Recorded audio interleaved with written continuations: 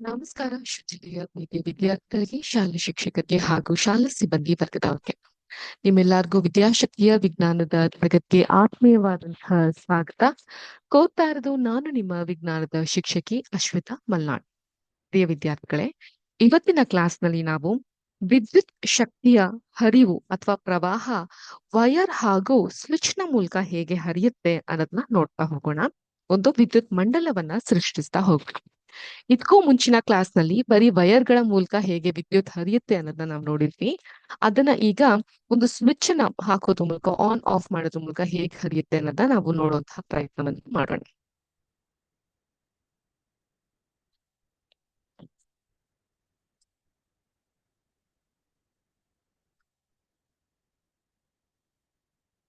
ಮೊದಲನೇದಾಗಿ ಒಂದು ವೈರ್ ಅನ್ನ ಹೀಗೆ ತೆಗೆದುಕೊಂಡ್ಬಂದು ಇಷ್ಟು ಉದ್ದಾಗಿ ಮಾಡಿಡ್ತಾ ಇದ್ದೀನಿ.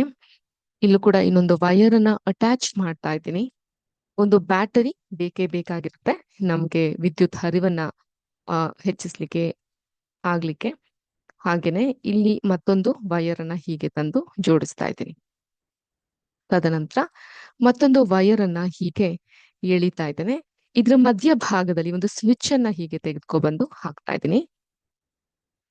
ಮತ್ತೊಂದು ವೈರ್ ಅನ್ನ ಹೀಗೆ ಜೋಡಿಸುವಂತಹ ಪ್ರಯತ್ನದಲ್ಲಿ ಇದ್ದೀನಿ. ಸೊ ಇಲ್ಲೂ ಸಹ ಒಂದು ವೈರ್ ಇದೆ.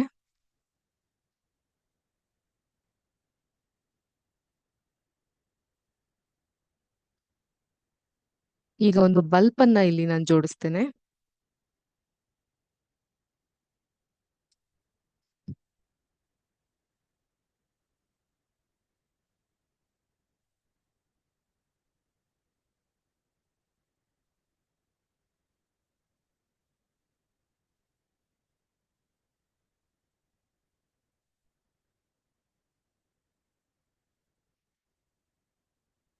ಸೊ ನಾನು ಇಲ್ಲಿ ಸ್ವಿಚ್ ಅನ್ನ ಹೀಗೆ ಕ್ಲೋಸ್ ಮಾಡೋದ್ರಿಂದ ಸ್ವಿಚ್ ಆನ್ ಆಗಿರುತ್ತೆ. ಸೊ ಆನ್ ಆದ ತಕ್ಷಣ ನೀವಿಲ್ಲಿ ವಿದ್ಯುತ್ ಹರಿಯೋದನ್ನ ಗಮನಿಸಬಹುದು. ಸೊ ಇದನ್ನ ನಾನು ಎಲೆಕ್ಟ್ರಾನ್ ಅಥವಾ ಕನ್ವೆನ್ಷನಲ್ ಈ ರೀತಿಯಾಗಿ ಕೂಡ ನಾನು ನಿಮ್ಗೆ ತೋರಿಸ್ತಾ ಹೋಗ್ಬೋದು. ಕನ್ವೆನ್ಷನಲ್ ಅಂದ್ರೆ ಈ ರೀತಿಯಾಗಿ ಏಕಕ್ರಮದಲ್ಲಿ ಹರಿತಾ ಹೋಗುತ್ತೆ. ಅದೇ ಎಲೆಕ್ಟ್ರಾನ್ಸ್ ವಿರುದ್ಧ ದಿಕ್ಕಿನಲ್ಲಿ ಹರಿತಾ ಹೋಗುತ್ತೆ. ಅರ್ಥ ಆಯ್ತಾ? ಸೊ ಈಗ ನಾನೊಂದು ವೋಲ್ಟಾ ಮೀಟರ್ ಅನ್ನ ಹೀಗೆ ಇಲ್ಲಿ ಎಳೆದುಕೊಂಡು ಬಂದು ಹೀಗೆ ನಾನು ಪರೀಕ್ಷಿಸಬಹುದು. ಒಂದು ತುದಿಗೆ ಇನ್ನೊಂದು ತುದಿಗೆ ಹೀಗೆ ಪರೀಕ್ಷಿಸಬಹುದು. ನಾನು 0 ವೋಲ್ಟ್ ಅಂತ ತೋರಿಸ್ತಾ ಇದೆ.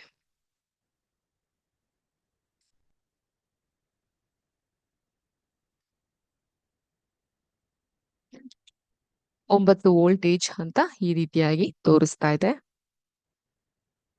ಹಾಗೆ ಒಂದು ಆ ಮೀಟರ್ ಅನ್ನ ಕೂಡ ನಾನು ಇಲ್ಲಿ ನೋಡ್ತಾ ಹೋಗಬಹುದು. ಆ ಮೀಟರ್ ನ ಕೂಡ ನಾವು ಇಲ್ಲಿ ಸೃಷ್ಟಿಸ್ತಾ ಹೋಗಬಹುದು. ಇದರಿಂದ ನಮ್ಗೆ ಏನ್ ಅರ್ಥ ಆಗುತ್ತೆ ಅಂದ್ರೆ, ಈಗ ಸ್ವಿಚ್ ಆನ್ ಅಲ್ಲಿ ಇದೆ, ಹೀಗೆ ನಾನು ಹೊತ್ತ ತಕ್ಷಣ ಸ್ವಿಚ್ ಆಫ್ ಆಗುತ್ತೆ. ಸೊ ಅಲ್ಲಿ ಸ್ವಿಚ್ ಆಫ್ ಆಗಿದೆ ಅನ್ನೋದಕ್ಕೆ ಇದು ಓಪನ್ ಆಗಿ ನಮ್ಗೆ ಇಲ್ಲಿ ಕಾಣಿಸುತ್ತೆ. ಅಂದ್ರೆ ಸ್ವಿಚ್ ಇಸ್ ಓಪನ್ ಅಂತ ಇಲ್ಲಿ ನಮ್ಗೆ ತೋರಿಸ್ತಾ ಇದೆ. ಅರ್ಥ ಆಯ್ತಾ? ಅದೇ ಸ್ವಿಚ್ ನಾನು ಆನ್ ಆಫ್ ಈ ರೀತಿಯಾಗಿ ಮಾಡ್ತಾ ಹೋಗಬಹುದು.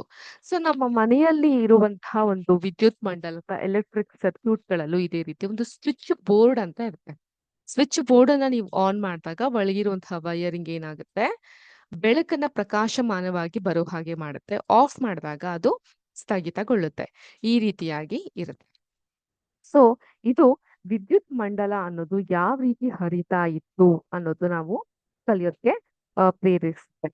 ಸೊ ಇಲ್ಲಿ ನಾವು ಇನ್ನೊಂದು ವಿಷಯ ಏನನ್ನ ಅರ್ಥ ಮಾಡ್ಕೊಬೇಕು ಅಂದ್ರೆ, ಈ ತಾಪನ ಘಟಕಗಳು ಅಂತ ಏನಿರುತ್ತೆ, ಅದು ಈ ವಿದ್ಯುತ್ ಹೀಟರ್ನ ಸುರುಳಿಗಳನ್ನ ನೀವು ನೋಡಿರಬಹುದು. ಸೊ ಬಹುಶಃ ಇಲ್ಲಿದ್ರೆ ನಾನು ತೋರಿಸ್ತಾ ಇದ್ದೆ ನಿಮ್ಗೆ. ಸೊ ಸಾಮಾನ್ಯವಾಗಿ ನಮ್ಮ ಮನೆಗಳಲ್ಲೂ ಅಷ್ಟೇ ಹಿಂದೆಲ್ಲ ಕಾಯಿಲ್ಗಳು ಅಂತ ಹೇಳ್ತಾ ಇದ್ವಿ. ನೀರನ್ನ ಬಿಸಿ ಮಾಡ್ಲಿಕ್ಕೆಲ್ಲ ಬಳಸ್ತಾ ಇದ್ವಿ.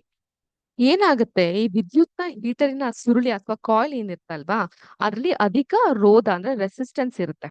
ಇದು ಮಿಶ್ರ ಲೋಹಗಳಿಂದ ತಯಾರಿಸಿರ್ತಾರೆ. ಆದ್ರಿಂದ ಆ ಕಾಯಿಲ್ಗಳಲ್ಲಿ ಹೆಚ್ಚು ಉಷ್ಣ ಉತ್ಪತ್ತಿಯಾದಾಗ ಅವು ಕಾದು ಕೆಂಪಗೆ ಬೆಳಗುತ್ತೆ. ಹೀಟರ್ಗೆ ವಿದ್ಯುತ್ ಪೂರೈಸೋ ತಂತಿಗಳನ್ನ ಸಾಮಾನ್ಯವಾಗಿ ತಾಮ್ರ ಇಲ್ಲವೇ ಅಲ್ಯೂಮಿನಿಯಂನಿಂದ ಮಾಡಿರ್ತಾರೆ. ಇವುಗಳ ರೋಧ ರೆಸಿಸ್ಟೆನ್ಸ್ ತುಂಬಾ ಕಡಿಮೆ ಇರುತ್ತೆ. ಆದ್ರಿಂದ ಈ ತಂತಿಗಳಲ್ಲಿ ಅತಿ ಹೆಚ್ಚು ಉಷ್ಣ ಉತ್ಪತ್ತಿಯಾಗೋದಿಲ್ಲ. ಆದ್ರಿಂದ ವಿದ್ಯುತ್ ವಾಹಕ ತಂತಿಗಳು ಬೆಳಗೋದಿಲ್ಲ ಅನ್ನೋದು ನಮ್ಗೆ ಇದ್ರ ಮೂಲಕ ನಮ್ಗೆ ತಿಳಿಯುವಂತಹ ಪ್ರಯತ್ನದಲ್ಲಿ ನಾವಿರ್ತೀವಿ. ಇಲ್ಲಿ ಒಂದು ನಾಯಿ ಚಿತ್ರವನ್ನು ಸಹ ಕೊಟ್ಟಿದ್ದಾರೆ, ಏನ್ಕೆ ಕೊಟ್ಟಿದ್ದಾರೆ ಗೊತ್ತಿಲ್ಲ. ಸೊ ಈ ಒಂದು ಚಿತ್ರಣದ ಮೂಲಕ, ಈ ಒಂದು ಸಿಮ್ಯುಲೇಷನ್ ಮೂಲಕ ನೀವು ಎಲೆಕ್ಟ್ರಿಕ್ ಸರ್ಕ್ಯೂಟ್ ಅನ್ನೋದು ಹೇಗೆ ಕೆಲಸ ಮಾಡುತ್ತೆ ಅನ್ನೋದನ್ನ ಅರ್ಥೈಸ್ಕೊಂಡಿದ್ದೀರಾ ಅಂತ ಭಾವಿಸ್ತೀನಿ.